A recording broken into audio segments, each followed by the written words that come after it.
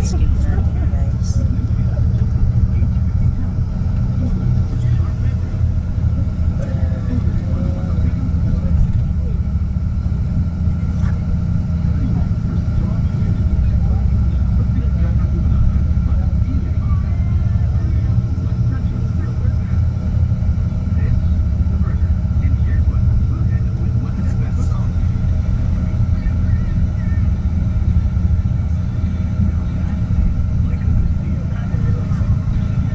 Malayo pa ang Olonga po guys.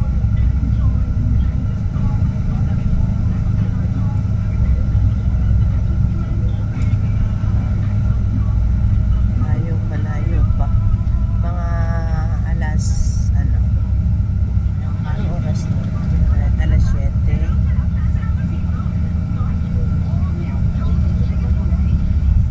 Alas 7 na 7, 8, 9, 10. Mga 11 talaga ang dating namin doon.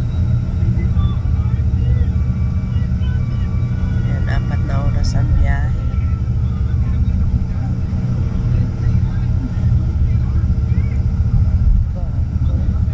Pilipinas.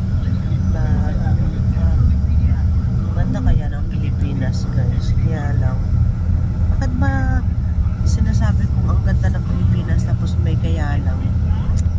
Sorry naman. Kaya lang gusto ko yung bigas 20 ang kilo. Bakit kasi ang mahal? 60 plus. 60 plus. Nakikita ko dun sa palengke. Hindi ko lang naitanong kung malagkit yun o hindi. Baka naman mali yung tingin ko dun sa bigas na yun. Baka special rice yun, kaya mahal.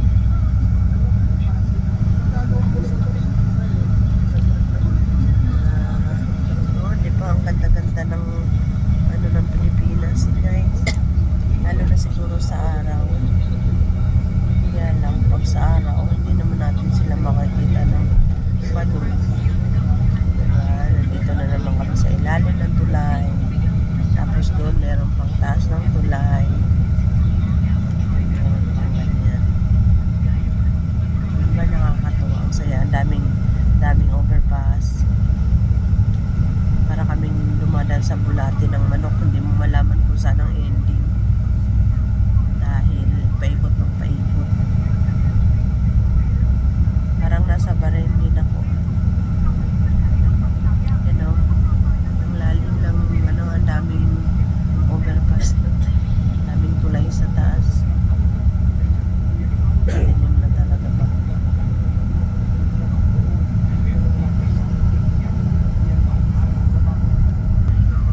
Yan o, ang ganda ng Pilipinas. Ito yung katas ni Tatay Digong. Thank you Tatay Digong. Naging maayos na yung biyahe namin papuntang Olonga po. Talagang super ganda na po. Tingnan nyo po, hindi po dahil sa inyo hindi gaganda yung biyahe namin. Nung kayo naging presidente, ayan, ang lawak na ng aming dinadaanan. Wala na po talagang traffic papuntang Olonga po. Napakaganda na po talaga. Ayan po, nakikita nyo naman po yun. Hindi katulad dati, ganito bago ka makarating sa dulo. Katakot-takot na ilang oras kang nakastay dito. Ngayon, napakasarap ng biyahe. Kaya talagang please bring back Tatay Digong. Kasi kailangan talaga namin ng aming tatay dito sa Pilipinas. Wala na kami ibang tatay kundi yun lang, the best president sa buong Pilipinas. Sa lahat ng mga naging pangulo, si Tatay Digong lang talaga ang pinakamagaling,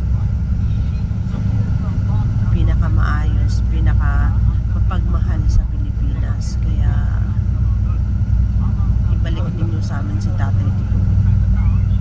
Kung ayaw nyo sa kanya, doon kayo sa malayo tumira, wag dito sa Pilipinas. Kasi ang Pilipinas para sa mga Pilipino na may pusong Pilipino. Tulad ni Tatay Digong, mahal niya ang Pilipino, mahal niya ang Pilipinas at ang mga Pilipino. Kaya balik na yung tatay namin.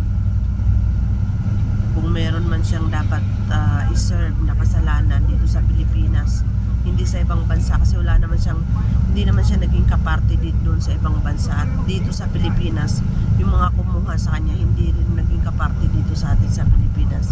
Kaya please lang,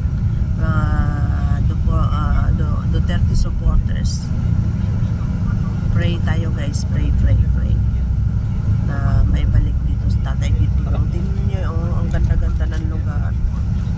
Ayan, tingnan niyo, nakikita niyo yan. Dahil yan kay Tatay Digong, dahil yan sa ginawa ng ating tatay, naging maayos na yung ating dinadaanan, yung ating yan napaka ang ganda na talaga. Parang sana wag nang masira pa,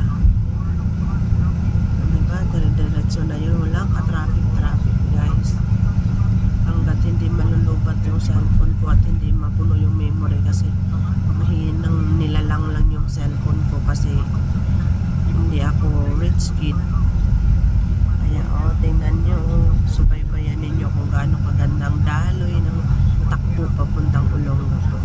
Dati dito nakapagpapawisan, nakatisingit mo dito dahil sa tagal at daming traffic talaga.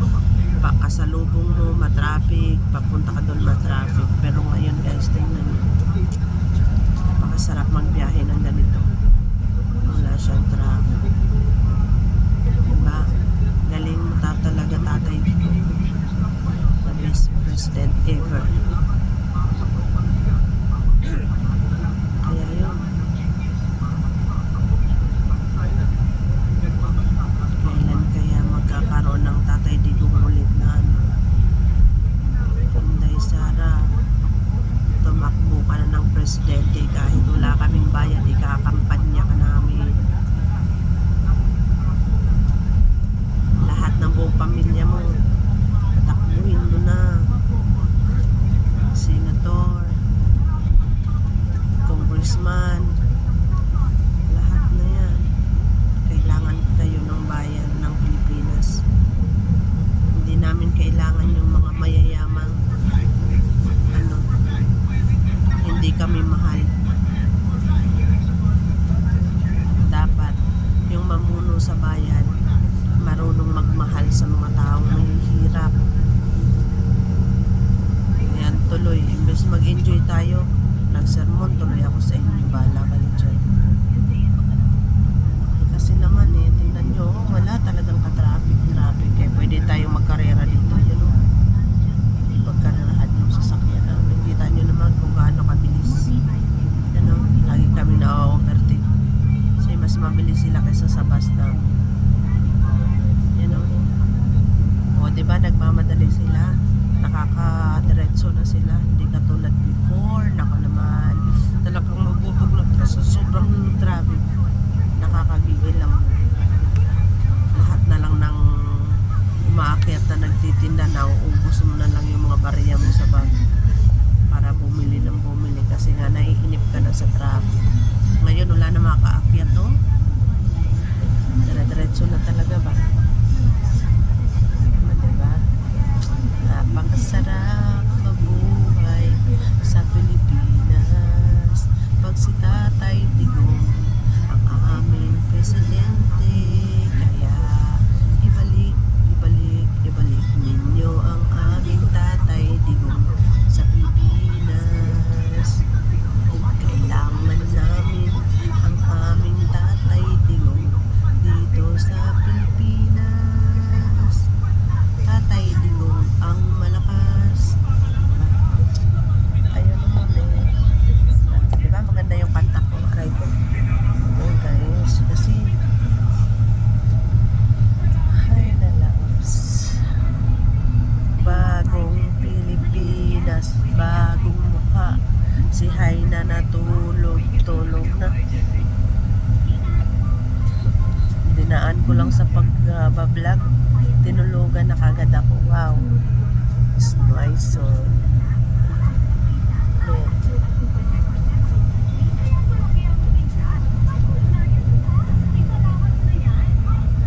Paglaban ko yan, paglalaban kita Tatay Digong, kahit ano ang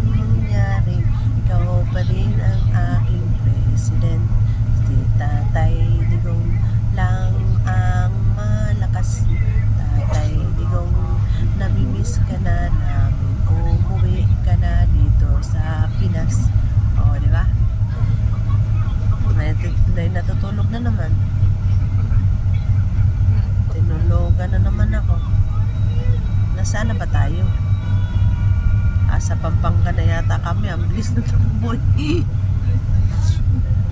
Guys, alas 11 yung sinabi ko sa inyong oras ha. Alas 11 yung oras ng sinabi ko na dadating kami ng Olongapo. Mukhang mapapadali yung buhay namin. Ay, buhay namin. Mapapadali. Jokes lang. Kayo naman masyado kayo maniwala agad. Joke nga lang. Mapapadali yung pagdating namin. Yan o, ang ganda ng Pilipinas. Oh.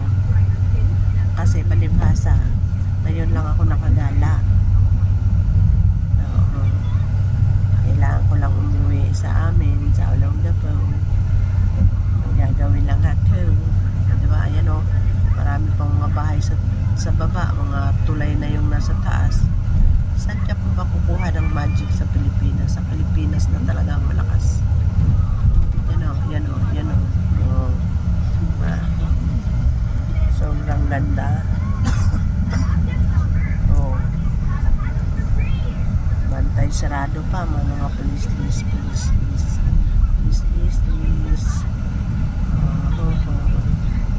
Dito na kami SMC. You know.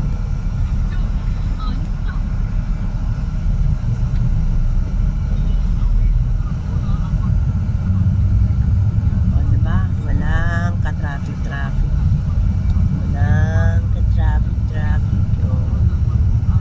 Napaka-smooth ng biyahe, guys. Oh, nasaan ang traffic? Wala. Walay traffic, guys. Walay. Oh, ha? Oh, ha? Yan ang ginawa ni Tatay Digong sa Pilipinas nung siyang nanunungkulan. Dumaan pa yun ng pandemic, guys. Ang dami pang pinagdaan ng problema sa Pilipinas. Ang dating pinalitan niya, madami ding problema. Siyang sumalo ng lahat.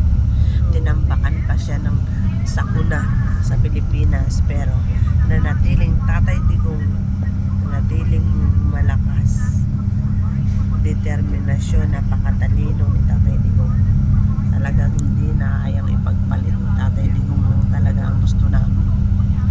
Kung pwede nga lang dugtungan ko yung buhay ni Tatay Digong, gagawin yun. Kaya lang only Jesus ang makakagawa niyan.